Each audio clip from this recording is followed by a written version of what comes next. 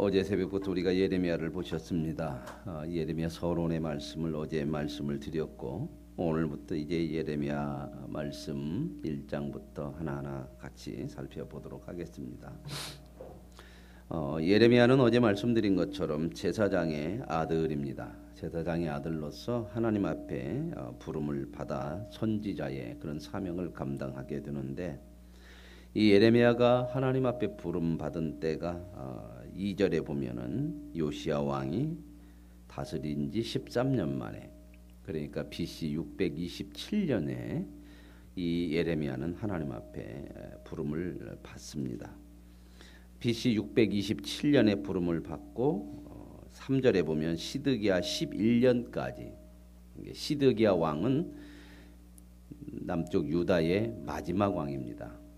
마지막 왕이라고 하는 것은 시드기야 왕을 통치로 인해서 나라가 이제 끝이 난다는 거죠. 그래도 이 시드기야 왕이 11년, 시드기야 왕 11년까지라고 하면은 우리가 감을 잡을 수 있는 게, 시드기야 왕은 몇 년까지 통치하다가 나라가 망했다? 11년 통치하다가 망했는데, 예루살렘이 사로잡혀 가기까지가 그때다. 그러니까 예루살렘이 사로잡혔다 그 말은 예루살렘이 유다의 수도고, 그래서 완전히 나라가 망해서 포로로 잡혀갔다. 그게 시드기야 11년이었다. 그 시드기야 11년은 우리가 잘 아는 것처럼 BC 587년이었다. 587년에 유다가 망했죠. 예레미야가 627년에 부름을 받고 527년에 망했으니까 한 40여 년간 활동을 했던 것을 우리가 알 수 있겠습니다.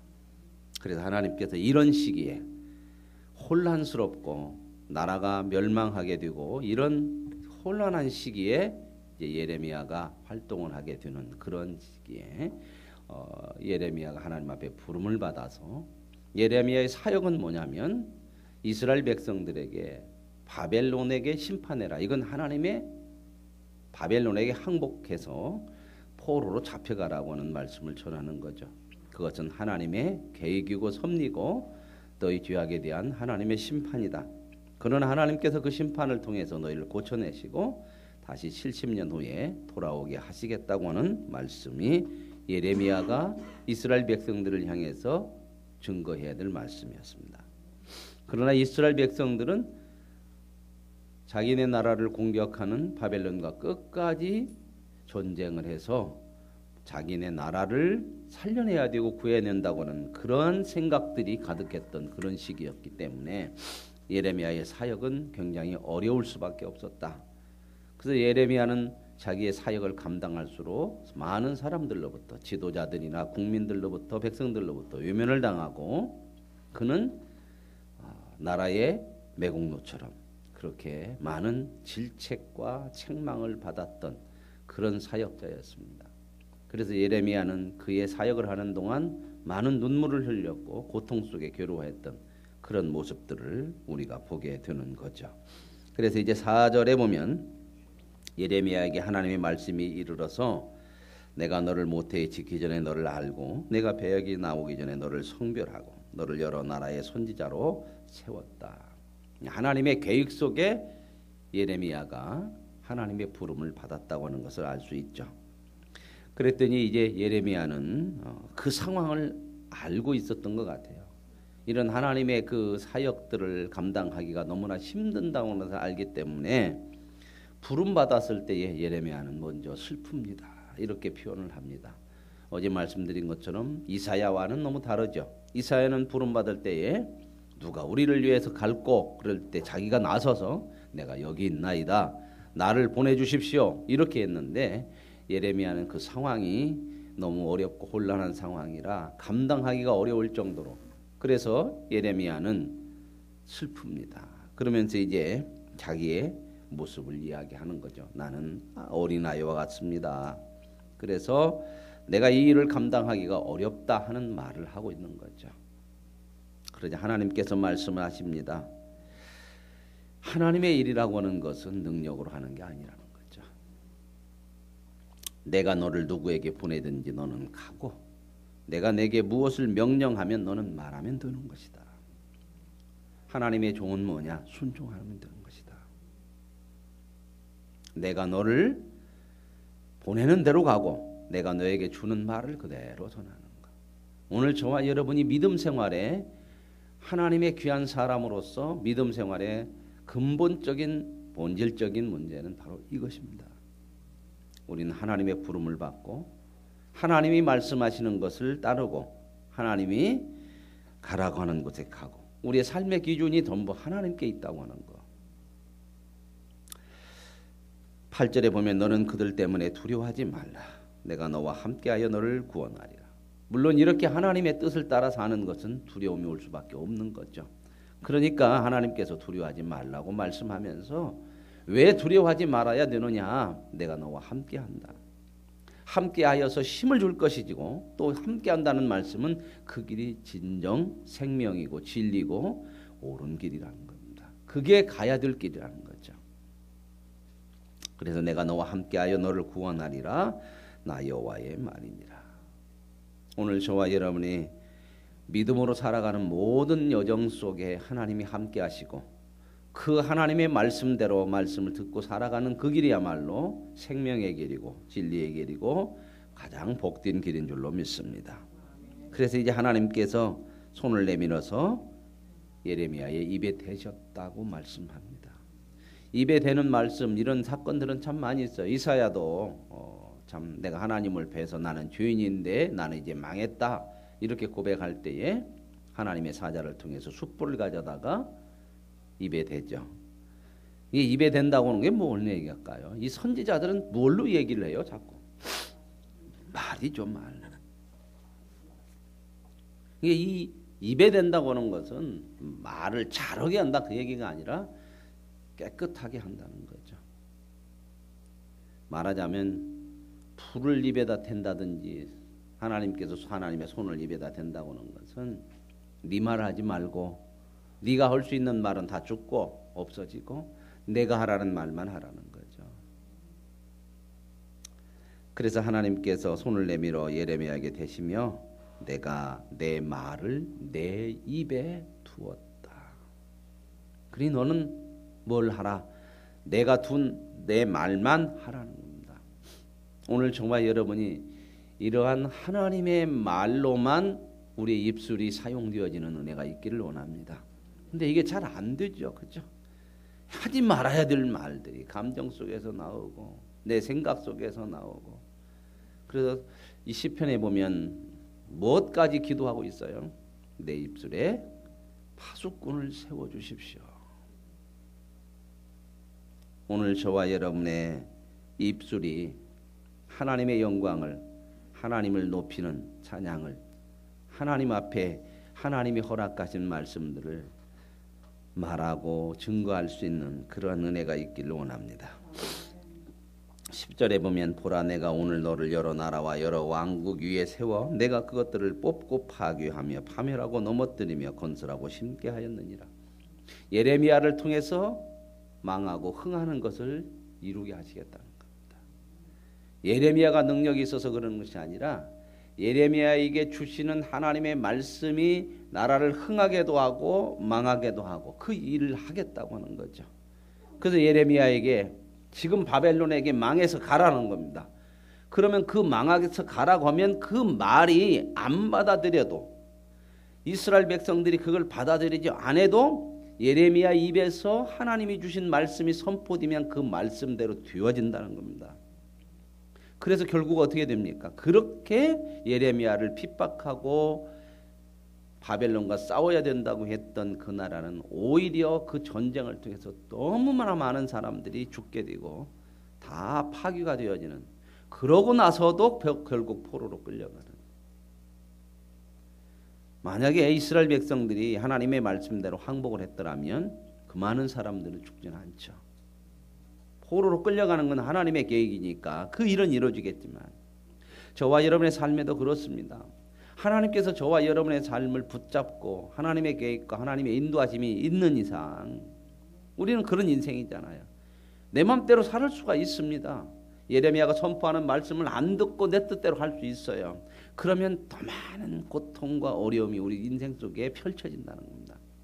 그러나 하나님은 그 그 인생을 끝까지 하나님의 선한 뜻대로 이끌어내시고 그 속에서 고쳐내시는 줄로 믿습니다. 그래서 믿음이라는 건 뭐냐? 우리의 인생이 하나님에 있고 하나님이 우리의 삶의 주가 되시는 것을 인정해 드리고 더 많은 부분들을 하나님 앞에 그분의 뜻대로 다스릴 수 있도록 내어드리는 거예요. 내 생각도, 내 마음도, 내 가정도, 내 일상도 모든 것들을 하나님이 다스릴 수 있도록 내어드릴 때에 하나님께서 저와 여러분의 인생의 삶 속에서 가장 복된 것으로 채우시고 인도하시고 허락해 주실 줄로 믿습니다.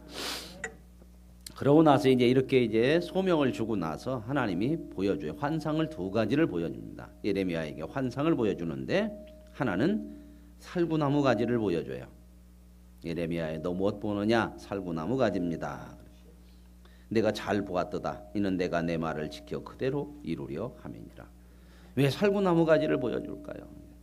저는 이 나무 가지에 대해서 잘 모르는데 봄에 가장 먼저 꽃이 피는 게 이 살구나무라고 합니다. 뭘 얘기할까요? 속히 이루어진다는 겁니다. 내가 너에게 한 말이 속히 이루어진다는 거예요. 오늘 하나님께서 우리에게 말씀하신 것이 이루어지지 않고 실행되지 않는 것은 없습니다. 하나님은 말하고 거두는 일이 없으세요. 왜요?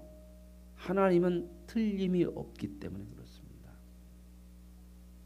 오늘 저와 여러분이 하나님의 말씀을 붙들고 사셔서 그대로 이루게 하시는 하나님의 선한 뜻대로 하나님의 은혜를 누려갈 수 있기를 원합니다. 그러고 나서 이제 13절 이하에는 또 하나의 환상을 보여줘요. 예레미야야, 너 무엇이 보이느냐? 그랬더니 뭐가 보인다고 그래요? 끓는 가마가 있다는, 끓는 가마가. 자, 끓는 가마가 있는데 그 가마가 어떻게 생겼어요? 윗면이 북에서부터 기울어졌다는 거죠. 기울어졌으면 끓는 가마가 기울어지면 어떻게 된 거예요? 쏟아지겠죠. 그 안에 있는 뜨거운 물이나 기름이나 이게 흘러서 쏟아져 나올 거 아닙니까? 그죠? 뭔 얘기하죠? 이스라엘이 이런 하나님의 진노 심판을 받게 될 수밖에 없다. 근데 이 가마가, 끓는 가마가 어디서부터 기울어졌어요? 북쪽에서부터 기울어졌으니까, 북쪽이 기울어지니까 거기서부터 이렇게 물이 쏟아져 내려올 거 아닙니까? 기울어진 그 밑으로. 북은 어디를 얘기할까요?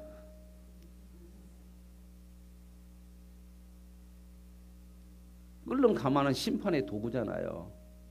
그러죠? 끓는 가마가 쏟아지면 누가 당해요?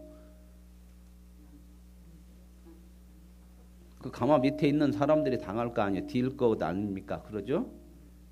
근데 이게 북쪽에서부터 기울어졌으니까 이스라엘의 북쪽에서부터 기울어지니까 이스라엘로 쏟아지겠죠. 근데 그 끓는 가마가 이스라엘을 심판하는 도구인데 그 북쪽에서부터 기울어졌으니까 북쪽에 있는 나라를 가지고 심판을 한다 그 말입니다. 그 이스라엘의 북쪽에 있는 나라가 누구죠? 어디에 포로로 잡혀가요? 바벨론이에요. 바벨론. 지도를 놓고 보면 이스라엘의 북쪽 쪽에 그 바벨론이라는 나라가 있잖아요. 지금 말하자면 이스라엘의 그 우쪽 북쪽 쪽에, 지금 말하면 이라크예요. 이라크.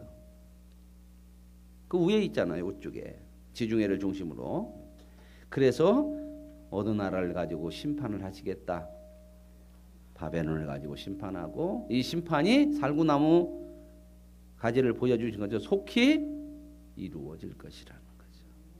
이제 이걸 이제 보여주시면서 말씀하는 거죠. 그래서 14절에 여기 나오죠. 여호와께서 내게 이르시되 재앙이 북방에서 일어나 이 땅의 모든 주민들에게 부어지리라. 내가 북방 왕국들의 모든 족속을 부를 것인즉 그들이 와서 예루살렘 성문역에 각기 자리를 정하고 그 사방 모든 성벽과 유다 성읍들을 치리라. 이게 어느 나라죠? 바벨론이라고 하는 거죠. 왜 그렇게 하느냐? 16절에 우리가 나를 버리고 다른 신들에게 분향하며 자기 손으로 만든 것들에 절하였은즉 내가 나의 심판을 그들에게 선고하여 그들의 모든 죄악을 징계하리라. 자, 보십시다. 뭘 하나님께서 징계해요? 죄악입니다. 죄악. 하나님이 저와 여러분을 죽이는 것이 목적이 아니고 죄 지은 사람이라 할지라도 하나님은 죄를 심판하셔서 그 죄를 짓는 자리로부터 건져내시고 구원하시고자 하는 것이 하나님의 목적이고 심판의 목적이 되어지는 줄로 믿습니다. 그러므로 이제 이렇게 이제 사명과 모든 해야 될 일들을 다 보여주시고 예레미야에게 말씀합니다. 그러므로 너는 내 허리를 동이고 일어나라. 허리를 동이라는 것은 무엇을 얘기할까요? 이스라엘 백성들은 전부 옷이 어떤 옷이에요? 중동 사람들은 보셨어요? 옷? 우리로 말하자면 뭔 옷이에요? 여자들로 말하자면은 원피스, 투피스, 쓰리피스 뭐예요? 원피스죠. 통으로 이렇게 해서 위에서 그냥 입는 거예요. 이렇게 이스라엘 백성 보면 다 그렇게 입잖아요. 이렇게 입잖아요. 여기까지 내려왔잖아요. TV 같은 거 보면 중동 사람 여기다 뭐 쓰고 온 사람들 이렇게 보세요. TV 나올 때 다 이렇게 해서까지 그냥 통으로 딴 거 입잖아요. 그러니까 그게 이제 뭔 일을 해야 될 때 그때는 이게 기르니까 걸리석거리죠. 어떻게 해야 될까요? 세상 말로 볼깡 축이고 여기다 올리고 여기서 허리다 딱 묶어서 우리 어르신들 옛날 우리도 뭐 큰일 있으면 뭔 옷 입었어요? 한복 입을 때 뭔 일을 해야 될 때는 어떻게 해요? 한복을 딱 축에 의해서 허리 딱 쫄쫄 멜죠. 깡통하게. 옛날 어른들 그렇게 하시더만 그러죠. 그거 마찬가지예요. 준비해라는 겁니다. 이제 준비하고 내가 내게 명령한 바를 다 그들에게 말하라. 저와 여러분이 이런 하나님의 말씀에 늘 허리를 동일 수 있는 준비하는 그러한 삶으로 반응하고 응답할 수 있는 은혜가 있기를 원합니다. 내가 내게 명령한 바를 다 그들에게 말하는데 그들 때문에 두려워하지 말아라. 왜요? 뭐가 지금 예상이 되어져요. 하나님의 말씀을 가서 말하면 잘 받아들인다 안 받아들이겠다? 안 받아들이고 이제 반발하고 이런 일들이 있다는 겁니다. 그렇기 때문에 그런 일은 일어날 것인데 두려워하지 말아라. 왜? 내가 너와 함께 할 거야. 내가 너를 지켜줄 거야. 내가 한 말대로 그렇게 이루어지게 하고 너와 함께해서 내가 너 두려움을 내가 없애줄 거야. 오늘 저와 여러분이 이 세상을 사는 것, 믿음으로 살아가는 것은 참 두렵습니다. 그러나 하나님께서 저와 여러분을 함께 하시고 그 두려움 속에서 늘 힘을 주셔서 감당할 수 있게 하시는 줄로 믿습니다. 18절에 보면 보라 내가 오늘 너를 그 온 땅과 그 유다 왕과 지도자들과 그 제사장들과 그 땅 백성 앞에 견고한 성읍 쇠기둥 노정병이 되게 하리라. 그 사람들이 그렇게 반항을 하고 너를 대적한다고 하더라도 너는 든든한 성벽처럼 내가 만들어줘서 어떻게 하겠다요? 무너지지 않게 할 것이다. 우리가 예수 믿고 살면 하나님 말씀대로 하면 모든 것이 다 형통한다가 아니라 이런 일들이 일어나지만 그러나 그 일이 일어나도 네가 가는 그 길은 망하는 길이 아니고 결국 네가 승리한다. 그래서 이제 19절에도 그들이 너를 어떻게 하나? 치나. 너를 대적하고 너를 반박하고 하지만 무엇 못한다? 이기지는 못한다. 이게 하나님의 보장입니다. 오늘 저와 여러분이 이 세상을 믿음으로 살아가기에 때로는 두려움이 있겠지만 그러나 믿음으로 살아가는 그 삶은 반드시 이기는 승리하는 삶인 줄로 믿습니다. 이 믿음으로 우리가 가는 거죠. 이기는 길이기 때문에 가야 되는 거죠.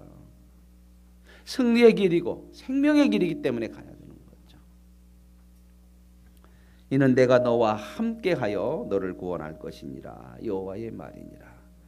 오늘 하나님께서 우리에게 말씀하십니다. 내 말이다. 내가 보장하고 내가 너에게 허락하시는 그 인생이니 하나님의 말씀대로 사는 그 말씀 앞에 준비하여 그 말씀을 붙들고 사는 저와 여러분의 삶 속에서 때로는 두려움이 있을지라도 하나님께서 이기게 하시고 하나님께서 함께 하셔서 저와 여러분에게 승리를 주시고 생명의 아름다운 열매들을 주셔서 우리가 가는 그 믿음의 길이 복되도록 허락하시고 인도해 주실 것을 믿습니다. 이 은혜를 누려갈 수 있는 저와 여러분의 거룩한 삶이 되어지기를 원합니다. 하나님 아버지 감사합니다. 예레미야를 부릅니다. 하나님께서 말씀하십니다. 두려워하는 예레미야, 어린아이와 같다고 하나님 앞에 두려워 떠는 예레미야에게 내가 내 말을 내 입에 주어서 내가 하라는 것만 하면 된다고, 내가 너를 홀로 두지 아니하고 내가 불렀으니 너와 함께하여 모든 두려움이 있겠지만 그 두려움을 능히 이기게 하고 승리하게 하신다고 말씀하시니 오늘 우리에게 주시는 말씀인 줄로 믿습니다.